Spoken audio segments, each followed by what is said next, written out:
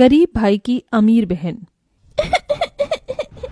भैया दीदी माँ को आग में से निकालो, उन्हें उई उई हो रही होगी। महेश की आंखों के सामने धू धू करके उसकी माँ की चिता जल रही है। अपनी माँ की जलती चिता को देखकर महेश का मन चीख चीख कर रोने को कर रहा है, मगर अपने तीनों बहनों की सूरत देखकर वो शांत खड़ा है।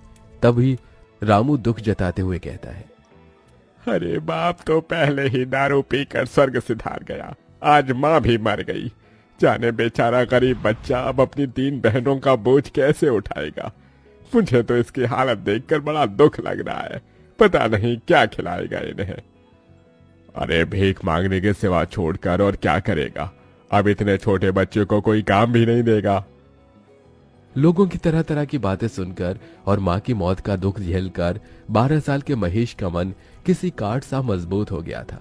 उसने अपनी आंखों से बहते आंसू पोंछे और कहा, ना मैं भीख मांगूंगा, ना मैं अपनी बहनों की भीख मांगने दूंगा। मैं मेहनत करके कमाऊंगा। आप लोगों मेरे दुख में आए, बड़ी मेहरबानी। अब चले जाइए। महेश समझ गया था कि इस दुनिया में हर किसी को अपनी मदद खुद ही करनी पड़ती है।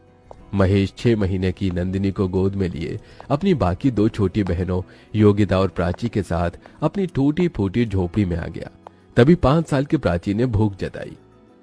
भैया भूत लेती है, खाना चाहिए, माँ तो मर गई, अब हमको खाना बनाकर कौन खिलाएगा।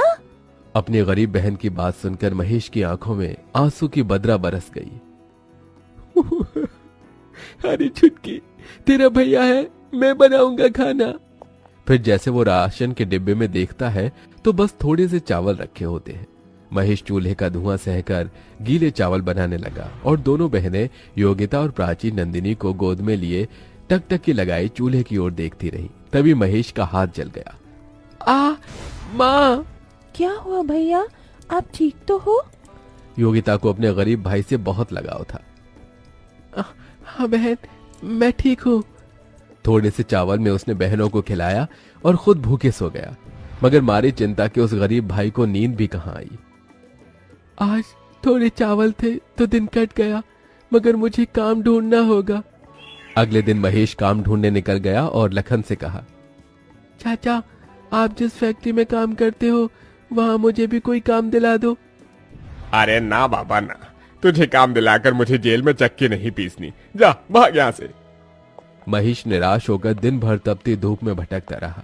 उसके पैरों में एक चप्पल भी नहीं थी, शरीर पर एक मैला कुचैला जगह जगह से फटा हुआ एक शर्ट। तभी वो लच्छू दास के ढाबे पर आया। मोटा ताजा शरीर और निकला हुआ पेट लिए वो कुर्सी पर पसरा था। अरे जल्दी से ये प्लेट धो, ग्राहक खाने के लिए खड़े हैं। अरे ओ पप्पू, कहाँ गया तू? तभी महेश तवाक से बोला, सेठ जी, मैं सारी प्लेट धो दूंगा, काम की बहुत जरूरत है मुझे, दया करके काम दे दीजिए। इस दुनिया में एक गरीब का फायदा हर कोई उठाता है। लच्छू ने भी महेश की मजबूरी देखकर कहा, देख बच्चे, तुझे दिन भर प्लेट धोना होगा और उसके बदले मैं तुझे 50 रुपए ही दूंगा। अरे आप जो देंगे मुझे मंजूर है। 50 रुपए कमाने के लिए अब दिन भर गरीब महेश ढाबे के गंदे झूठे प्लेट धोता ताकि अपनी बहनों को भरपेट खिला सके। अपनी बहनों को पढ़ाने के लिए मुझे और मेहनत करनी होगी, 50 रुपए में तो पेट भी नहीं चलता। ढाबे के साथ महेश अब हर सवेरे अनाज की बोरी उतारता और पैसे जमा करके बहनों को दाखिला दिला देता है। अपनी हर तनख्वाह से वो तीनों के लिए तोहफे खरीद कर लाता और फटे कपड़ों में रह जाता। इसी तरह 18 साल बीत जाते हैं। फिर एक दिन, नंदिनी, प्राची, योगिता। भैया आ गए आप? ये देखो मैं तुम्हारे लिए क्या लाया हूँ। योगिता, ये तोहफा तुम्हारे लिए। शुक्रिया भैया। और ये संतरी और गुलाबी रंग का सूट प्राची और नंदिनी तुम्हारे लिए। तभी दोनों घमंड से सूट लेने से मना कर देती हैं। भैया हमें नहीं चाहिए ये गरीबों की 2 कौड़ी का सूट। पर प्राची, भैया हमारे लिए कितने प्यार से लाए हैं। योगिता दीदी, अगर तुम्हें इतना ही पसंद है तो तुम रख लो ये घटिया सूट। और भैया, अब आपकी बहनें बच्ची नहीं रही, बड़ी हो गई हैं, हमें कुछ ढंग का ला कर दिया कीजिए। ये ठेली फेरी वाले कपड़े हम नहीं पहनेंगी। यू नो व्हाट भैया, हमारी सहेली इतने अमीर घर से आती हैं, एक एक कपड़े लाखों के पहनती हैं, और तो और किसी की डैडी बिजनेसमैन है, किसी की सरकारी नौकरी में, और हमारा भाई आज भी ढाबे पर बर्तन मांजता है। हमें खुद में सोचकर इतनी शर्म आती है। अरे क्या जिंदगी भर औरों की गुलामी करते रहोगे? नंदिनी की इस तरह की बात से उस गरीब भाई के दिल को बहुत ठेस पहुंचती है और बहनों की खुशी की खातिर वो ढाबे का काम छोड़कर अब एक कॉलेज के बाहर समोसे बेचने लगता है। समोसे ले लो समोसे, खस्ता समोसे। बस भगवान, शुरुआत तो कर दी है, कृपा करना काम जम जाए तो फिर बहनों की शादी भी करनी है। तभी कॉलेज से निकलते ही नंदिनी और प्राची अपने भाई को देखकर तिलमिला जाती हैं और घर आकर महेश को सुनाती हैं। भैया, पूरी दुनिया में आपको हमारा ही कॉलेज मिला था समोसे बेचने को। प्राची दीदी, इन्होंने तो कसम खा रखी है हमारी इज्जत मिट्टी में मिलाने की। ये सुनकर महेश रो पड़ा। प्राची, नंदिनी, अपने गरीब भाई को माफ कर दो, मुझसे भूल हो गई। महेश की तीनों बहनों के स्वभाव में बड़ा अंतर था। योगिता महेश के दुख दर्द को समझती थी, जबकि नंदिनी और प्राची घमंडी बर्ताव रखती थी। कुछ दिन बाद महेश ने योगिता की शादी एक गृहस्थ परिवार में कर दी। देख माँ, आज इस गरीब भाई ने एक बहन का घर बसा दिया। योगिता भी खुश थी।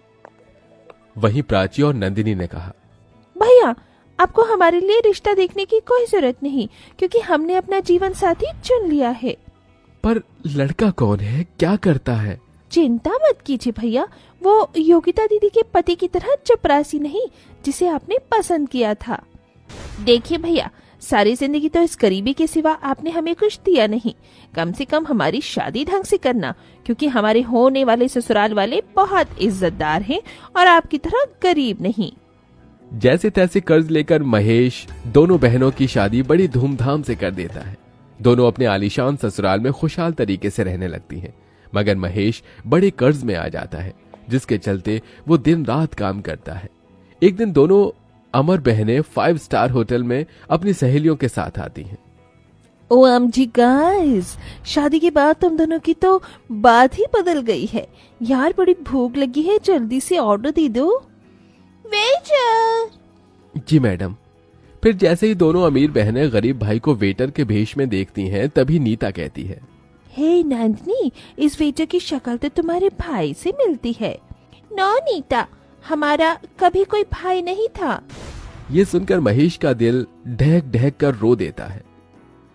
मेरी गरीब हैसियत की वजह से आज मेरी अमीर बहनों ने मुझे भुला दिया। इस दुनिया में दौलत के आगे रिश्ते का कोई मोल नहीं है। कुछ देर बाद, अरे ओ वेटर, चल यहाँ। जी। तभी प्राची अमीरी की ऐंठ से अपने पर्स से पैसे निकालकर महेश के हाथ में थमाती है। ये लो, टिप समझ कर रख लो। दौलत के गुमान में चूर दोनों अपने गरीब भाई की बेइज्जती करके चली जाती है। उस दिन से महेश अमीर बनने का ठान लेता है और वक्त ऐसी करवट लेता है कि महेश कुछ ही सालों में बहुत अमीर हो जाता है और वहीं उसकी दोनों बहनें बुरे हालातों में पहुंच जाती हैं और दोनों आंखों में आंसू लिए हुए मदद मांगती हुई आती हैं।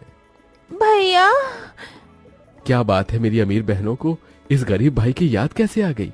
हमारे पतियों का बिजनेस में बहुत बड़ा घाटा हुआ है, घर द्वार सब कुछ बिक गया।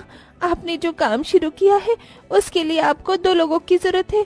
अगर वो नौकरी आप हमारे पतियों को दे दे तो बहुत मेहरबानी होगी। मेरे साथ काम करने से अगर तुम्हारे पतियों की इज्जत नहीं जाती तो उन्हें भेज देना। अपने गरीब भाई का दया भरा मन देखकर दोनों का घमंड टूट जाता है और उनकी भटक भी खुल जाती है। दोनों अपने किए की माफी मांगती हैं। भैया, हम दोनों से भूल हो गई। जिस भाई के पाँव धोकर पीना था उसे पूजना था। हमने अपने उसी माता पिता समान भाई को उसके गरीब हालातों में कोसा, मगर आज आपने हमारे लिए इतना किया। थैंक यू भैया। दोनों के आंसू देखकर आखिर बीती बातों को भूलकर महेश अपनी दोनों बहनों को गले लगा लेता है और धीरे धीरे स्थितियां ठीक हो जाती हैं।